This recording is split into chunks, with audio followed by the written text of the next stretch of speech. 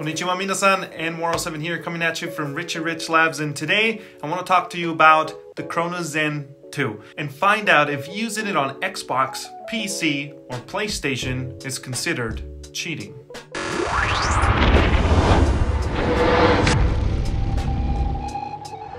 Now, can I get banned for using the Cronus Zen? Well, the answer is that for the most part, you should get banned, but you probably won't. Yet, yes, you can get banned. That's if you get caught. That's illegal. For most of the use case scenarios of the Cronus Zen, you should get banned for using it, but you probably won't because the device is not modifying the video game data itself. It's actually acting more as a device, which is simulating input like a controller, mouse, and keyboard. Henceforth, the console or the PC will just see the Cronus Zen, as a normal supported input method.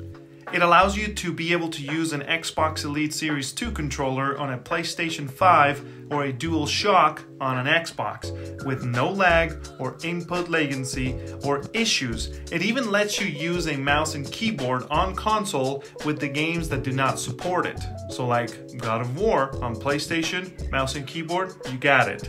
Halo, mouse and keyboard's already supported, but if you want to play with an Astro C40 or a DualShock, you got it. Now, you won't be banned for using an Xbox Elite Controller Series 2 on a PlayStation or, for example, an Astro C40 controller on an Xbox, because it is not against the TOS. The awesome part is that in of itself, yet that's also the other side of the coin, that it's just as awesomely bad from the Cronus Zen. You yourself might be using it for good reasons, but a lot of others are not. There are a lot of other players out there using the Cronus Zen to increase their aim assist on their controller, on console, or adding it to their mouse and keyboard, then playing online against other players who don't. For example, mouse and keyboard versus controller players, the mouse and keyboard Cronus Zen user can add just as good aim assist and still play using the mouse and keyboard versus the controller player, which is not fair, and especially in first-person shooters. So what should I use the Cronus Zen for? Well, in my opinion, the Astro C40, I should be able to use it on my PlayStation 5. Sony doesn't allow the Astro C40 to be used natively on, as of the recording of this video, on PlayStation 5 only games, only on PlayStation 4 backwards compatibility mode. That to me is a big no-no. And in situations like that, or when I want to use my Xbox Elite Series 2 controller on my PlayStation 5, because it's, in my opinion, the best pro controller out there, I feel like I should be able to, and the Cronus Zen allows that to happen. The problem is that the Cronus Zen also allows you to do scripts that, for example, would make it so you can break a wall in Fortnite and immediately replace it with your own without having to actually be good at the actual timing with the buttons or the key pressing in the game. And that is an unfair advantage. Other forms of scripts, or modding if you want to call it that, would be the ability to shoot a pistol without any delay, hitting technically the trigger perfectly every time. That, for example, in Gears of War, the snub pistol, you would be able to time it perfectly, not miss a single timing on it. It also allows you to mod the aim assist on your controller to be even stronger and better. And then, of course, like we mentioned earlier, you can carry that over to your mouse and keyboard. Like, example, Halo Infinite. You could do crossplay and play only versus controller players and still use a mouse and keyboard, and you won't be able to get caught. And that is the part where I say it's a big no-no. And that's why I believe that 3 out of 4 case uses for the Cronus Zen, it's not fair and it's not ethical, at least in a competitive sense.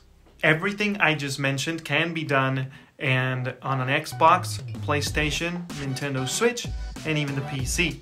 Online games and offline ones.